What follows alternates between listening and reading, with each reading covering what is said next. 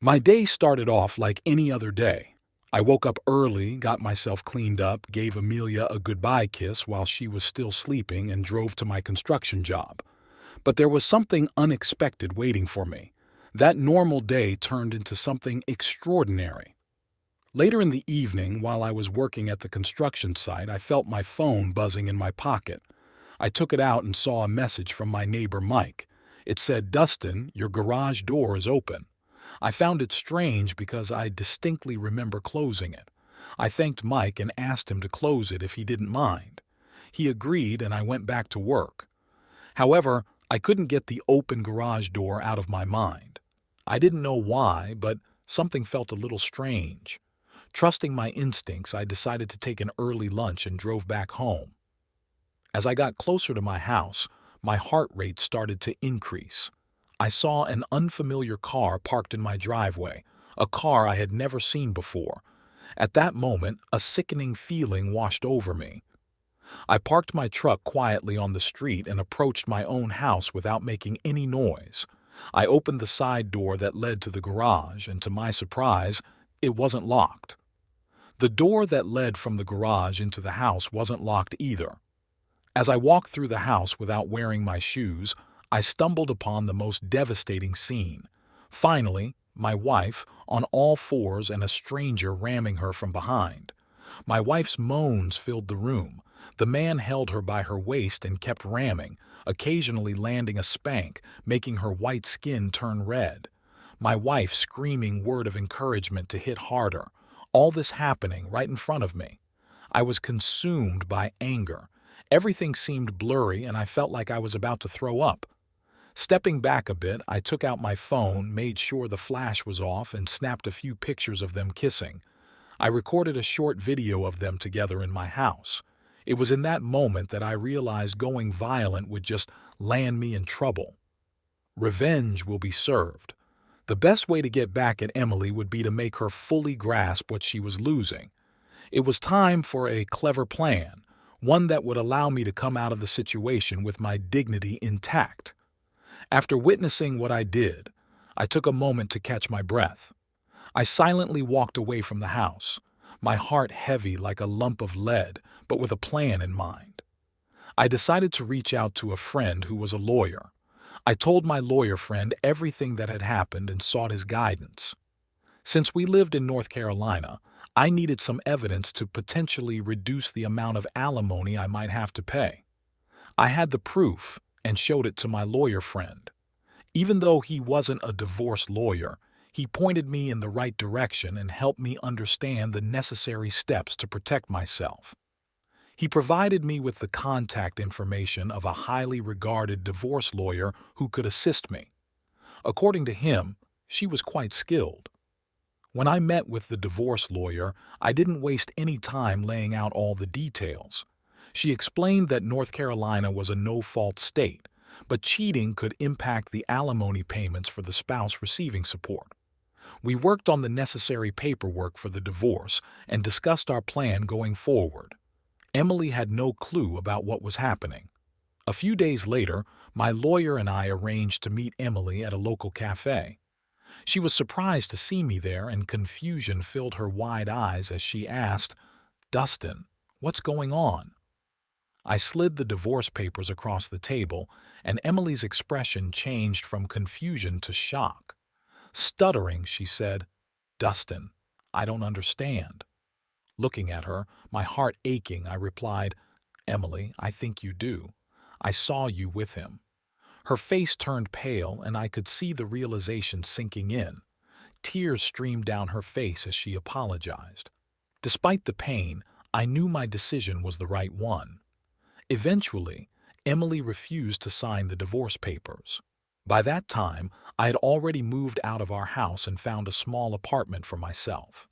Since the house belonged to Emily's parents, I wasn't concerned about that aspect.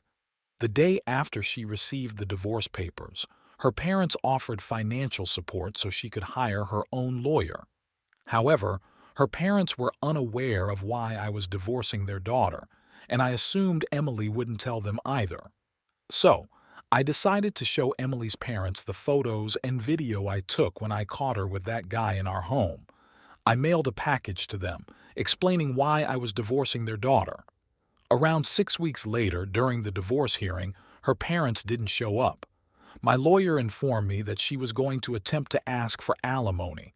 She mentioned it was unlikely to succeed, but she wanted to keep me informed. After hearing what my wife's attorney said on her behalf, they claimed I wasn't a good provider and had been mentally offensive in court. My wife kept lying repeatedly. At one point, the judge warned her to ensure the accuracy of her statements because lying in court could lead to trouble, which she was doing. Fortunately, we presented the evidence to the judge and he granted me the divorce without awarding her any alimony. The judge gave me exactly 30 days to retrieve the remainder of my belongings from the house. I only had a couple of boxes left to collect. About 3 months after the divorce, I made arrangements to retrieve my things. As I pulled into the driveway, I noticed the same car that I saw that day parked there. Seeing his car initially stung, but the feeling quickly faded. This time, the garage door was deliberately left open so that I could collect my belongings. Emily had sent me a message asking to get together at some point, and I received that message one day. I consented, wondering what it was that she needed. We had our first meeting in the restaurant where I had previously presented her with the divorce papers.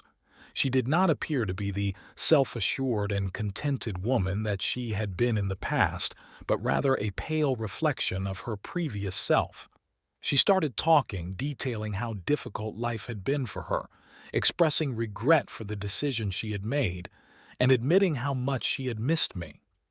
Despite this, I experienced a sense of distancing and indifference toward her comments. I remained silent for the entirety of her speech. After that, I turned to her and said, "Emily, I hope everything works out for you." However, that part of my life is now in the past. Even when I made it clear that I had made up my mind, she kept attempting to change my mind. She said that she was done with the other person and that she wanted us to be back together. As I was leaving the coffee shop, I came to the realization that I had emerged victorious not because Emily was sorry or upset about the situation, but because I had arrived at a place of contentment inside myself. My life had been turned around and I had found my inner strength and gone on with my life. I started over, piecing my life together one step at a time. The best form of retribution did not involve physical conflict or public disgrace. It was about moving forward in life with more resilience and insight than I had before. After roughly 7 months, Emily's father passed away from cancer. He never once expressed regret for the first rage he showed toward me upon learning that we were divorcing. However, her mother did apologize, and she extended an invitation to attend the funeral service. I was on the verge of backing out of going, but I didn't have any problems with her mother. I was not the kind of person who nurses ill will toward others. The past cannot be changed. As the weeks passed, rumors began to spread that Emily was getting into even more legal trouble as the situation continued to escalate. She was arrested for driving under the influence of alcohol one weekend, and her current partner was involved in offensive activities, including trafficking pills from her mother's home. How did I come to know all of this? Her mother still gets in touch with me every once in a while. Although our marriage lasted for only 8 years before it ended, and she would have been entitled to spousal support for approximately half of that time, she didn't pursue it. Nonetheless, it did have an effect on the conclusion that was reached. I really wanted to find the other guy and release some steam on him. I was advised against it by my lawyer.